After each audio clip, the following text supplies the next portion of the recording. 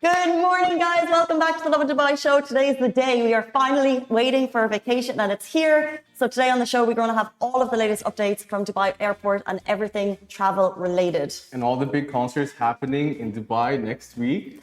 My mic just fell. It's that kind of day. Also, a Dubai resident who rode 50 hours non-stop. We're going to be talking about that. And all the top reasons to visit the Dubai Hills Mall by Emaar this Eid. And do stay tuned because Simran got to sit down with Josh Widdicombe. He's coming to Dubai for Dubai Comedy Festival, and their interview is super duper cute. So do stay tuned for that later in the show. However, oh my days, we're going to jump into our top story because we are just that excited about our Eid break. However, if you are excited and you are traveling, Dubai Airport has issued a warning. It's about to get busy. So Dubai Airport shared a warning tweet yesterday that said over the Eid holidays, we expect around 1.9 million guests through DXB. If you're traveling, be sure to get to the airport early enough, use public transport where you can. Make sure to use the online self-service and check-in facilities. 4 hours before you travel, that's a biggie. They're expecting average numbers to be getting through daily, about 177,000 people. And if you're traveling on May 7, that's going to be the busiest day in total with 200,000 people. Are you going to airport, eating, traveling, anything? I was going to go home. I was going to drive home. But then I thought, you know what? This is going to be my time to chill. I don't necessarily need to see anyone. I was also going to try traveling to see my friends, but I don't know. This year, there's no family time involved. I was going to say, is Eid not family time? It is, but my brother and his wife might come. Although I asked them not to, so I might. They might come to Dubai. Yeah. Gotcha. I think I need like unwinding time, you know. So you don't want that airport rush that a lot of people are going to have. I'm not going to deal with that. Not this time. I have a friend coming today, traveling into Dubai, and I was meant to go and pick her up at the airport, and then I was like, hold on. It's Friday and Eid is starting. There is no way we could be traveling we're in Production City right now, to the airport down Sheikh Zayed at 7 p.m. tonight. I was like, it just can't happen. She needs to get a taxi. Like, I love you, but I don't love you enough. Like, I love you, but I'm going to love you in my house when you get here. Exactly. Like, Robin, I love you. But also, we have so many more Eid updates. This is the big holiday of the year. People have been looking forward to it, anticipating it. And by the way, the government has announced that there's going to be free parking for 7 days. So the RTA said it's going to start Saturday, April 30 until Friday, May 6. So if you're traveling, make sure you go. Also, by the way, that's the parking update. But if you're traveling, please make sure you go to the right airport. Because another update, by the way, from May 9 is the DXB Northern Runway will close for a 45-day refurbishment project. Yeah, I heard. So check your airline. We don't have all the deets right now, but check the airline that you're flying. Oh, that's so convenient for me. The replacement airport temporarily is going to be in Jebel Ali, right? That's super close to me by the time I go on vacation. Well, it's the airport that's already there, the Dubai World Airport or something. Honestly, I don't know what it's called, but it's the one with like all the... Airport, thank you. Thanks. So this has happened before where they close it for maintenance at I guess a quiet time of the year because it's summer, but there's just no quiet time in Dubai anymore. That's what I thought, like getting visas and stuff. I tried booking it this week and I'd have to wait until mid-June for me to get like appointments and stuff for my visa. Like it's super hectic. I don't think there's ever a quiet time when traveling and work. Exactly. Oh. But summer vacation is like the busiest time of the year in my opinion. Like everyone wants to travel then. This is the thing, it actually is the busiest time for travel. So do take note from May 9, DXB Runway 2 will be closed for business. However, I just think it's a great opportunity. I love seeing different airports. Like I know this, actually wouldn't mind the change because, we're always at Dubai International. Why not? Good point. I want to see the lounge there. Oh. Although there might not be one. Are you a lounge traveler? I am. I used to be back when I used to get like tickets for my family and stuff, but not anymore. I feel like every time she hears on the show, it like jumps up a bougie notch. Like I was gonna say it, then I was gonna hold back, but I said half of the sentence, so I had to continue. Keep going. Tell us about that life. Whatever. That life is now gone. Why? So you used to get cheaper tickets. Yeah, and because I've reached a certain age, which is 23, I don't get those privileges anymore. So no lounge, no business or first class. It's just I'm a good old economy folk now. Do you know what the worst thing about the whole story is like 23 isn't a defining age. It's not like it's when you become an adult. However, when you're turning 23, you're like, oh, I'm getting a little bit older. Now I'm way past that, so I can say what it's been like getting older. And it's like 23 is like, not only have you like all the fun of like turning 21, 22 is over, it's like, oh, you're 23 and you can't get to the nice business class. Like, it's so random, right? It's a random age. It used to be 30, but then they took it down, which is so random. Like, why would you do that? I guess it's like past the age of like you being a university student, like. So how did you get it, by the way? So it's family connection. Yeah. It's like my parents used to work at the airport. Now my brother works at the airport. And if I want, he's a pilot now. Well, was for the last 5 years, almost 10 years of his career. So if I need a ticket. Is it? Yeah, what a cool job. If I need a ticket from him, I have to beg. Because like there's like this friends and family thing. Yes. Which doesn't exist anymore. Who does he fly with? Oman Air. Fabulous. Mm-hmm. So there's a friends and family. Yeah. Friends and family. Sure, I guess, yeah. Lovin to my audience and your friends, we can hook up? Yeah. Hook us up? Well, there's like 6 tickets that he can give. So your spouse gets unlimited, your children get unlimited, but then there's like friends and family who can get 6. Okay. Which apparently I'm neither to my brother. Well, maybe if you actually wanted to see him this Eid, that might change. Jumping into our tops, our next story, a Dubai resident rode non-stop for 50 hours. I'm going to say that again. He rode non-stop for 50 hours while the rest of us were sleeping. Sean Burgess was attempting to break the world record for the longest continual row and, most importantly, raise vital funds for the Njoro Primary School in Tanzania. So this type of feat is phenomenal. You're battling extreme fatigue, physical stress, and sleep deprivation to break a record. Sean kept going for 50 hours and 17 minutes, while unfortunately he did not break the 51-hour record. He's still a legend in our eyes, and raising over 26,000 dirhams for the charity. He smashed his goal actually, which was 25,000.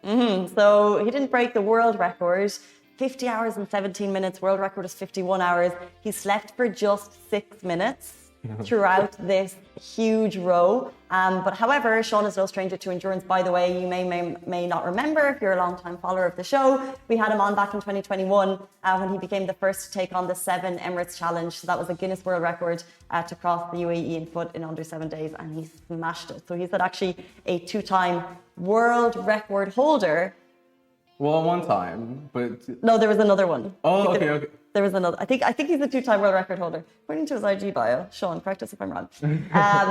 But this was going to be another 50 hours. Insanity. Like, people like that, the level of determination that they must have and, like, perseverance and motivation, I don't have. And, like, mentally you have to prepare yourself so much. Like, what snacks do you take? How do you feed yourself? What if you need to use the bathroom?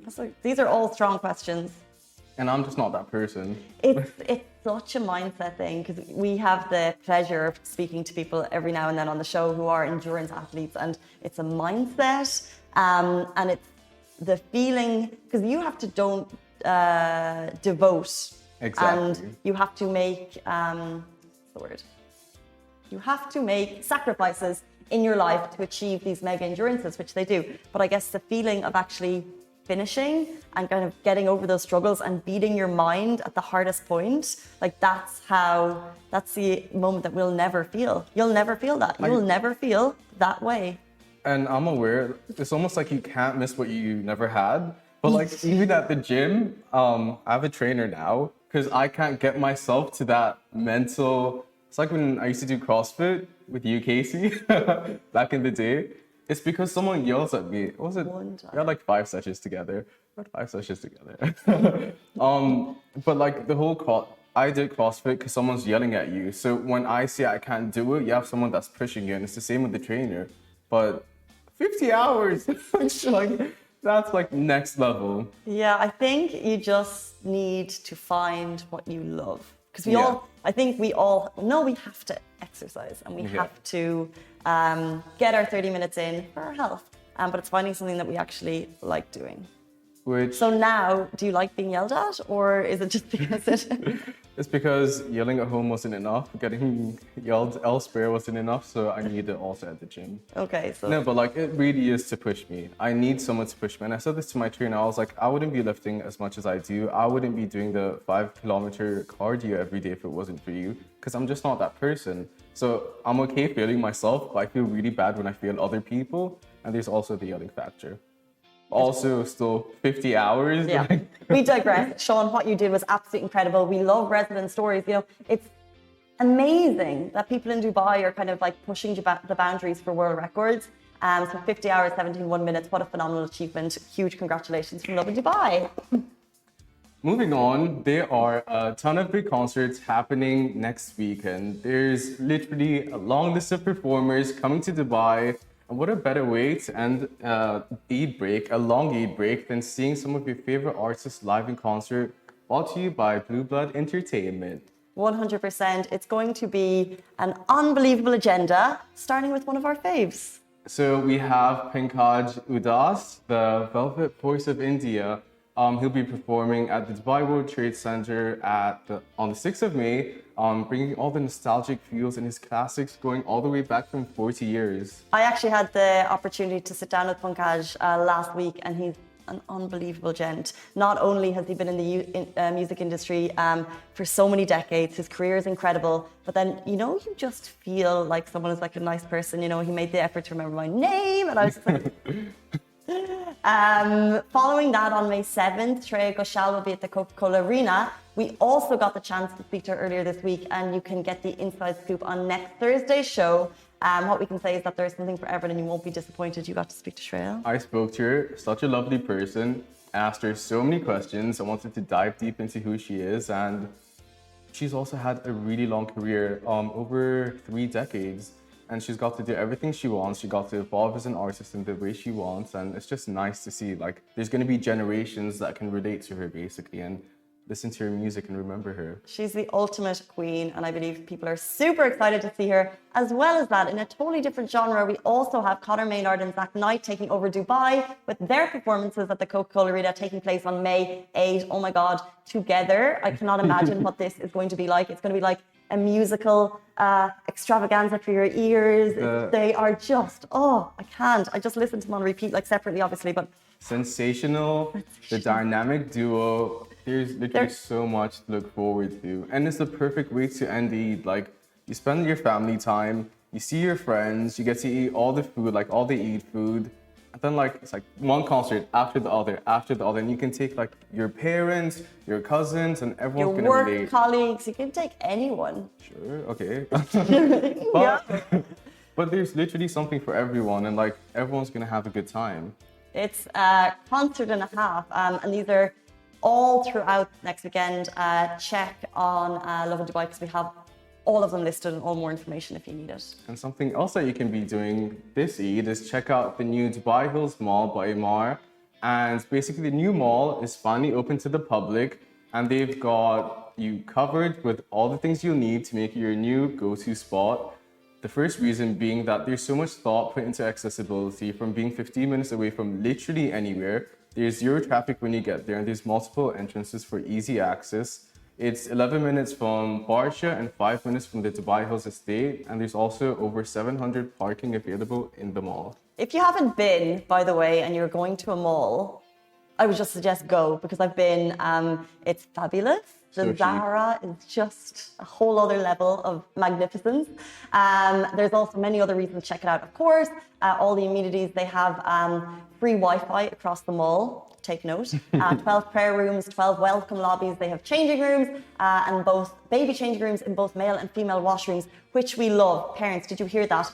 Baby changing rooms in both the male and female washrooms. You don't always get that. They also offer baby strollers, power banks, and wheelchairs across the mall. The mall was created with thought into each and every detail. And you'll see that and you'll feel that shopping experience when you get there. And also the most exciting bit, in my opinion, is that there's truly something for everyone, from a wide range of boutique cafe concepts, unparalleled culinary experiences, and restaurants and cafes located with a chic and just like a vibrant vibe.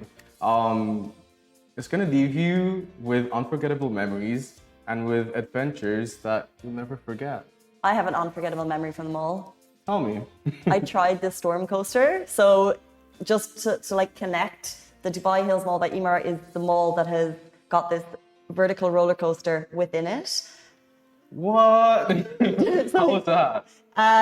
It's crazy. It's like, the thing is, the whole time I was on it, I was reminding myself that I'm in a mall, Yeah. and it like shoots you upward. Like it's not for the faint-hearted, first of all, and you have to be a certain height. So it's not for like the babies. Yeah. I went there. Jamie loves roller coasters, so like as soon as the mall opened, he was like, "We're going."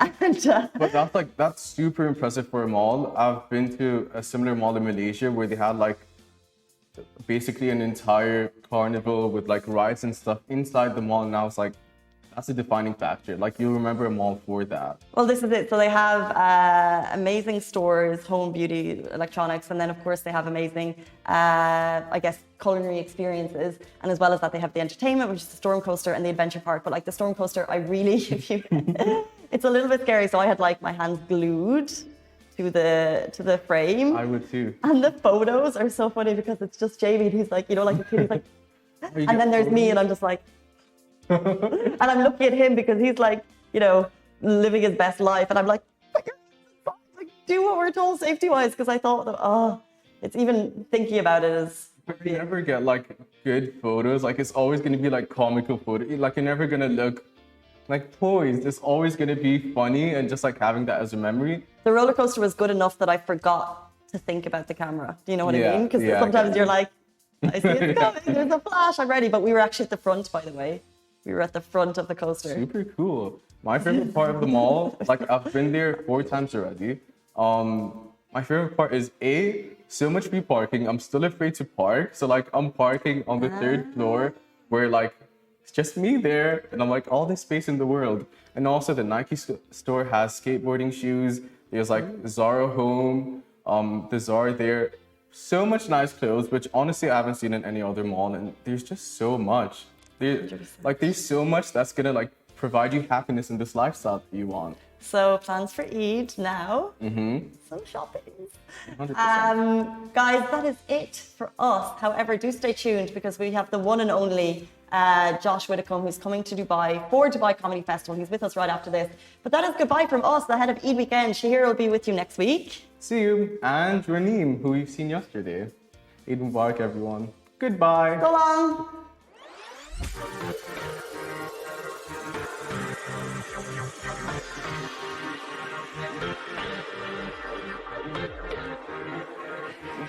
Hello and welcome back to the Love in Dubai show, you guys. And right now we are in conversation with Joshua Widdicombe. Now he is a presenter, he is a comedian, and after a little break, he is back on the road once again with his brand new gig. Do you Yes, I'm back. I mean, a little break. It's called Bit Much, right? Yeah, it's Your called brand Bit new Much, and it started before COVID. That's why I had a little break. I have that was I don't know if it crossed the world news, but yeah, I had 18 months off for COVID, and now I'm back. This tour's been going on since 2019, and so it's a joy to bring it to Dubai. I think it's the last gig. I think it's the last time I will ever do this. Will be in Dubai. How come? Why the last time? Because I've been doing it 3 years. Because all good things have to come to an end, and then I will do a new tour in a few years. But for now, it all ends in Dubai. Apart from I've got a couple more gigs in the UK that I've just noticed in my calendar after that. So it's not the last one, but it's close to it. Okay, so 18th May. No, so you're saying it's not the last one? No, I thought it was, but I've actually got Dartford a few days afterwards. Okay, so I think the pressure is off your fans and off you that the very last one, last show of yours in Dubai, which it's not. No, but the good thing about it is, I've spent 3 years making sure this is funny and it works. So now I know it's good. It's fine. Like, I turn up in Dubai. If this goes badly, it's not my fault. I've proved it's good over the last 3 years. It's on you guys. The pressure's on you. You know what? Like Dubai's, I think just your fans here, they will respond to it very well. I'm sure. I've done Dubai a few times before. The crowd here is amazing. Like, yeah, they they're just really don't get nice. offended. No, it's a fun gig to do. People are excited. And also, You have people it's from all like over the world. exactly people from all over the world, although mainly, let's be honest, you go all the way to Dubai and then you talk to someone afterwards and it turns out that they grew up 2 miles from you. That's tend to be what's happened. So go. So true. That's so true. It is a small world down here in Dubai. So I want to ask, like, for you, I mean, you took time to fine tune your show and just like the jokes and everything. So what would you say is the hardest part about being a comedian? The hardest part about being a comedian. Do you know what? I didn't realize until I stopped being a comedian for a year and a half during COVID that working in the evening is a real effort. Like I'd done it for 10 years, so I didn't even think about it. But when you get your evenings back, you're then like, oh my God, it's brilliant to have your evenings back. And now I've got to work in the evening again. You're like, oh, it is quite annoying. It's quite an annoying time to work. The dream scenario as a comedian would be that if all gigs were at 10 a.m., but that's just not going to happen because you're not going to get the audiences. So the That's worst thing true. is the evening work.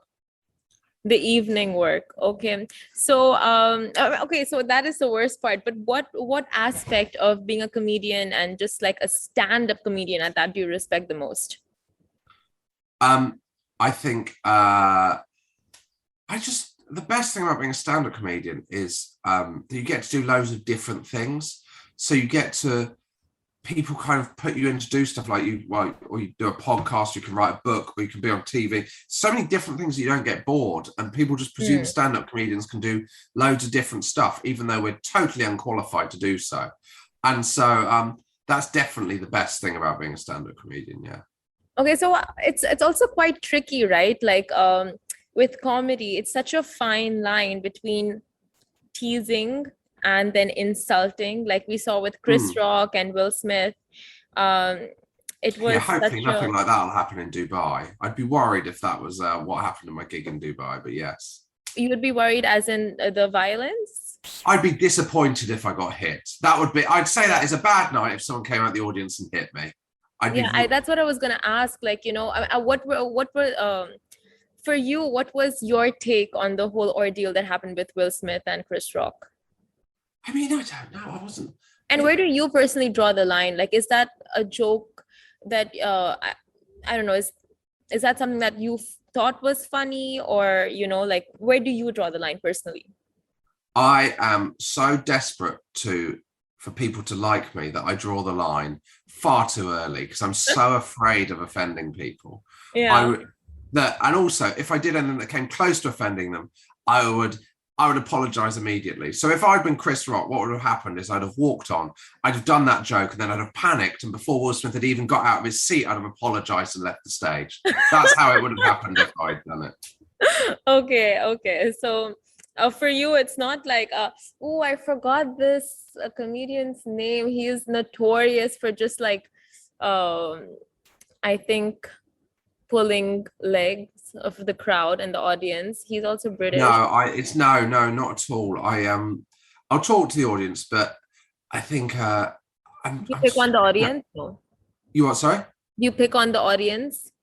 I wouldn't pick on them. No, I would talk to them and be funny, but I wouldn't like have a go at. I think the thing with it is like there's like comedy used to be much more kind of attacking and kind of